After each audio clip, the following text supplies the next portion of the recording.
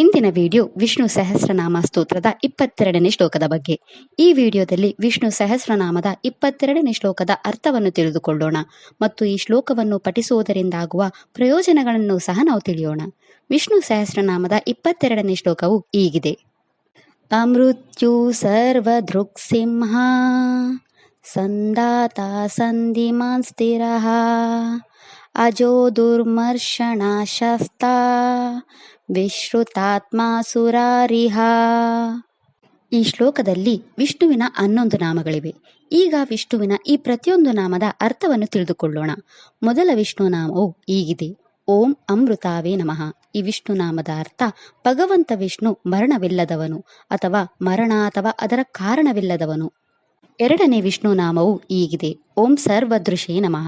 ಈ ವಿಷ್ಣು ನಾಮದ ಅರ್ಥ ಭಗವಾನ್ ವಿಷ್ಣು ಎಲ್ಲವನ್ನೂ ನೋಡುವವನು ಅಥವಾ ತನ್ನ ಅಂತರ್ಗತ ಜ್ಞಾನದ ಮೂಲಕ ಎಲ್ಲ ಜೀವಿಗಳ ಕರ್ಮಗಳನ್ನು ನೋಡುವವನು. ಮೂರನೇ ವಿಷ್ಣು ನಾಮವು ಹೀಗಿದೆ. ಓಂ ಸಿಂಹಾಯ ನಮಃ. ಈ ವಿಷ್ಣು ನಾಮದ ಅರ್ಥ ಭಗವಾನ್ ವಿಷ್ಣು ಪಾಪಿಗಳನ್ನು ತೊಂದರೆಗೊಳಿಸುವವನು ಅಥವಾ ಪಾಪಿಗಳನ್ನು ನಾಶ ಮಾಡುವವನು. ನಾಲ್ಕನೇ ವಿಷ್ಣು ನಾಮವು ಹೀಗಿದೆ. ಓಂ ಸಂದಾತ್ರೆ ನಮಃ.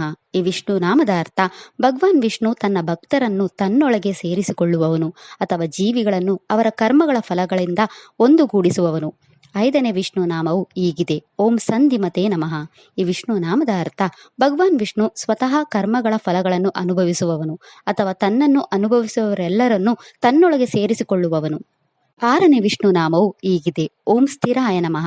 ಈ ವಿಷ್ಣು ನಾಮದ ಅರ್ಥ ಭಗವಾನ್ ವಿಷ್ಣು ಶಾಶ್ವತವಾಗಿರುವವನು ಅಥವಾ ಯಾವಾಗಲೂ ಒಂದೇ ಸ್ವಭಾವದವನು. ಏಳನೇ ವಿಷ್ಣು ನಾಮವು ಹೀಗಿದೆ. ಓಂ ಅಜಯ ನಮಃ. ಈ ವಿಷ್ಣು ನಾಮದ ಅರ್ಥ ಭಗವಾನ್ ವಿಷ್ಣು ಎಲ್ಲದರ ಒಳಗೆ ಇರುವವನು ಅಥವಾ ದುಷ್ಟ ಅಸುರರನ್ನು ದೂರಕ್ಕೆ ಎಸೆದು ನಾಶ ಮಾಡುವವನು. ಎಂಟನೇ ವಿಷ್ಣು ನಾಮವು ಹೀಗಿದೆ. ಓಂ ದುರ್ಮರ್ಷಣಾಯ ನಮಃ. ಈ ವಿಷ್ಣು ನಾಮದ ಅರ್ಥ ಭಗವಾನ್ ವಿಷ್ಣು ಶತ್ರುಗಳನ್ನು ಸೋಲಿಸಲು ಅಥವಾ ಶತ್ರುಗಳನ್ನು ಸಹಿಸಲು ಸಾಧ್ಯವಾಗದವನು. ಒಂಬತ್ತನೇ ವಿಷ್ಣು ನಾಮವು ಹೀಗಿದೆ. ಓಂ ಶಾಸ್ತ್ರೇ ನಮಃ. ಈ ವಿಷ್ಣು ನಾಮದ ಅರ್ಥ ಭಗವಾನ್ ವಿಷ್ಣು ಇತರರನ್ನು ಆಜ್ಞಾಪಿಸುವ ಮತ್ತು ಪಾಲಿಸುವಂತೆ ಮಾಡುವವನು ಅಥವಾ ಶಾಸ್ತ್ರಗಳ ಮೂಲಕ ಎಲ್ಲವನ್ನೂ ಸೂಚಿಸುವ ಮತ್ತು ನಿರ್ದೇಶಿಸುವವನು. ಹತ್ತನೇ ವಿಷ್ಣು ನಾಮವು ಹೀಗಿದೆ. ಓಂ ವಿಶ್ರುತಾತ್ಮನೇ ನಮಃ.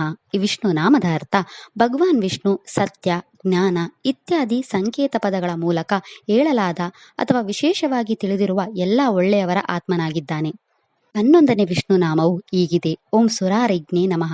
ಈ ವಿಷ್ಣು ನಾಮದ ಅರ್ಥ ಭಗವಾನ್ ವಿಷ್ಣು ದೇವತೆಗಳ ಶತ್ರುಗಳನ್ನು ನಾಶ ಮಾಡುವವನು. ವಿಷ್ಣು ಸಹಸ್ರನಾಮದ ಈ 22ನೇ ಶ್ಲೋಕವು ಭಗವಾನ್ ವಿಷ್ಣು ಸಾವನ್ನು ಜಯಿಸಿದವನು. ಅವನು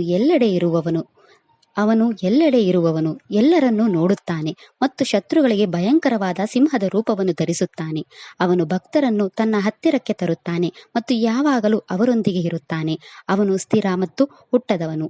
ಅವನ ಶತ್ರುಗಳು ಅವನ ತೇಜಸ್ಸನ್ನು ಸಹಿಸಲಾರರು. ಅವನು ಧರ್ಮವನ್ನು ರಕ್ಷಿಸುತ್ತಾನೆ ಮತ್ತು ದುಷ್ಟರನ್ನು ಶಿಕ್ಷಿಸುತ್ತಾನೆ. ಅವನು ದೇವತೆಗಳ ಶತ್ರುಗಳನ್ನು ನಾಶ ಮಾಡುವ ಮತ್ತು ಜಗತ್ತನ್ನು ರಕ್ಷಿಸುವ ಪ್ರಸಿದ್ಧ ಶುದ್ಧ ಆತ್ಮನು. ಈ ಶ್ಲೋಕವನ್ನು ಪಠಿಸುವುದರಿಂದ ನಮ್ಮ ಮನಸ್ಸು ಕೇಂದ್ರೀಕೃತವಾಗುತ್ತದೆ. ನಮ್ಮ ಆಂತರಿಕ ಧೈರ್ಯ ಮತ್ತು ಆತ್ಮವಿಶ್ವಾಸ ಹೆಚ್ಚಾಗುತ್ತದೆ. ಅಧ್ಯಯನ ಮತ್ತು ಕೆಲಸದ ಮೇಲೆ ಗಮನ ಹರಿಸುವ ಸಾಮರ್ಥ್ಯ ಸುಧಾರಿಸುತ್ತದೆ. ಹರಿದ್ರ ನಕ್ಷತ್ರಕ್ಕೆ ಸೇರಿದ ಜನರು ತಮ್ಮ ಜೀವನದಲ್ಲಿನ ಎಲ್ಲ ಸಮಸ್ಯೆಗಳನ್ನು ತೊಡೆದುಹಾಕಲು ಮತ್ತು ನಿಮ್ಮ ಜೀವನದಲ್ಲಿ ಎಲ್ಲ ಶುಭಗಳನ್ನು ಪಡೆಯಲು ಈ ಮಂತ್ರವನ್ನು 27 ಬಾರಿ ಜಪಿಸಬೇಕು. ಇದಿಷ್ಟು ವಿಷ್ಣು ಸಹಸ್ರನಾಮ ಸ್ತೋತ್ರದ 22ನೇ ಶ್ಲೋಕದ ಕುರಿತಾಗಿತ್ತು. ನಾಳೆಯ ವಿಡಿಯೋದಲ್ಲಿ ವಿಷ್ಣು ಸಹಸ್ರನಾಮದ 23ನೇ ಶ್ಲೋಕದ ಮೇಲೆ ಚಿಂತನೆಯನ್ನು ಮಾಡೋಣ. ಶ್ರೀಕೃಷ್ಣ ಅರ್ಪಣಮಸ್ತು. ಈ ವಿಡಿಯೋ ಇಷ್ಟ ಆದರೆ ಲೈಕ್ ಮಾಡಿ, ಶೇರ್ ಮಾಡಿ ಮತ್ತು ಚಾನಲ್ ಸಪೋರ್ಟ್ ಮಾಡೋಕ್ಕೆ ಸಬ್ಸ್ಕ್ರೈಬ್ ಮಾಡಿ. ಧನ್ಯವಾದಗಳು.